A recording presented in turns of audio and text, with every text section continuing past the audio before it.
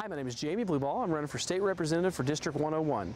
We're here tonight for a forum brought to you by the Goddard Chamber of Commerce, talking about our views and how we can gain the support of the constituents and how we're going to represent them.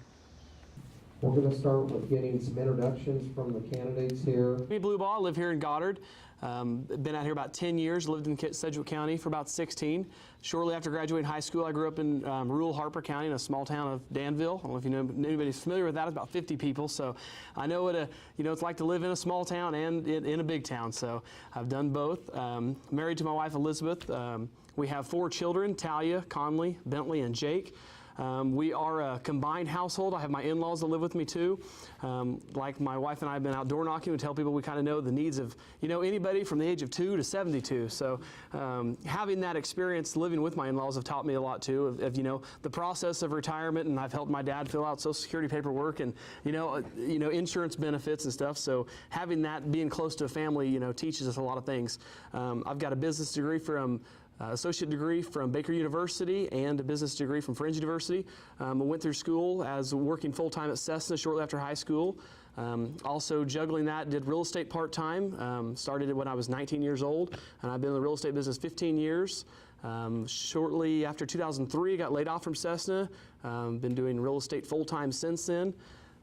Being in real estate, and I own and manage rental properties, we see a need for people concerned about property taxes is a big thing that I am focused on. I want to ensure that I don't want to say that people's property taxes are going down anytime soon with the state budgeting, as hard as it is, but I want to ensure that they're not going up. And I think if your property taxes go up anymore, that would really hurt getting people to the economy, into the local area. Also, we see, I see a big need. Either people downsize, just don't want to make the payment, or on fixed incomes, and they don't want to pay that high, or they can't pay the high taxes on their property. Another thing would be the valuation system. I think everybody knows when they get the values, they kind of grumble about it. If your house hadn't been updated, or maybe we should go off more of a sales or a more fair way to do the appraisals. And that's just stuff I see firsthand selling real estate. I think that's, like I said, being involved in real estate, I'm very aggressive, and I feel like with my business experience, I can do a good job for the people and represent them well. Next we'll move to Jamey. How has your past personal and business experience helpful in decision-making for the Kansas House of Representatives? I have to negotiate on a daily basis. And I think that's what our legislator needs to do, is to negotiate with each other and find a way that it's a win-win for everybody. I feel like there might have been some shutdowns in our system and things taking extra long and the session getting extended. And I feel we need to leave personal beliefs out of it and make sure we're doing the best for our state to grow and give independent freedoms to individuals and small towns to grow as well. Like I said, being in real estate with property taxes, I think that's taught me a lot. Being self-guided and self-motivated gives me the drive to help everybody else out and do what's best for the state. Like I said, I've self-driven. I've put myself through school, started a family at a young age, and I had a successful business and work together with my family now. And as you know, sometimes families don't get along, so we can get along real well as a family, being around each other all the time with my brother and his wife and my wife, and we're able to function as a business and a family as well, and we still love each other at the end of the day, so that's real important. I think that making decisions to a business approach, having strong moral and family values as well, will help me make a business decision, and making sure we're looking out for the best interest of people that need the extra assistance by the state. I'm very involved and dedicated to my community. I do a lot of stuff for the Goddard area. I'm very visible around here. I like to help out, and when people need help, I like to pitch in and offer my services to people. I think that's about it. I won't keep rambling on. I'm very to the point kind of person, so you ask me a question, I try not to expand on it and give you a direct answer. I think these guys probably have a little more experience on the budget cuts and know the programs better than I do, but I will look at them with a business approach and make sure there's not waste in a program, make sure that what programs, I guess it depends on the allocation of funding too, to make sure that there's enough money for the state, and then you find out what resources and what programs are out there that need to be cut or minimized. But also when you look at budget cuts, budget agency cuts, what are you doing then? You're cutting employment. So we've got to be careful with on budget cuts, making sure we're not getting rid of local jobs as well.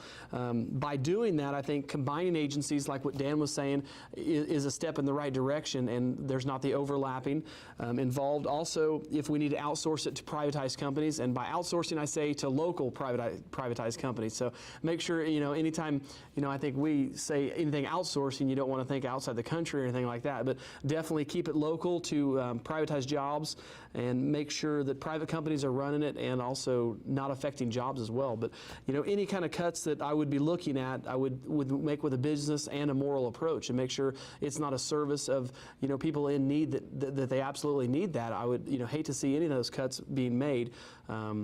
I guess it goes into importance or the need of the people that need that, or the people in need. But again, I think the privatizing and outsourcing to local people and a bid process where it's a more competitive price and not the overlapping and government waste and spending. I think one thing would be, and I think our city officials here in Goddard would know more about this, when you're applying for state-funded grants, permission, if you're either fixing the waterways, sewage systems, I think that could probably be expedited. I think Mayor Gregory would probably agree with that. I think by getting involved in the state level and letting cities grow faster and not having to wait around for the state to do that would be one step. Tax relief for new businesses, I think would be a good step. If you're not making money here now, what's the hurt of giving some tax relief for those first few years while they're here, and then once they've established, then it's going to be more money for the local economy and the state. Also, living in Goddard, I've known, living on 183rd and Maple, the cities and the counties fight, that's not my road. I'm not going to shovel the snow, or, I'm not going to put a stoplight there. And there, I think that we can get involved to make sure that everybody grows for the same purpose, and that know that the flow of traffic and the services to the constituents here will be met. And I think getting involved state level wise to help cities, counties, townships expedite that process would help out a lot as well. Okay, thank you. That is going to conclude our forum tonight. This is the first candidate forum. Speaking to people, we've done a lot of door knocking, a lot of face-to-face, but this is the first audience that we've had. I was on the radio this morning.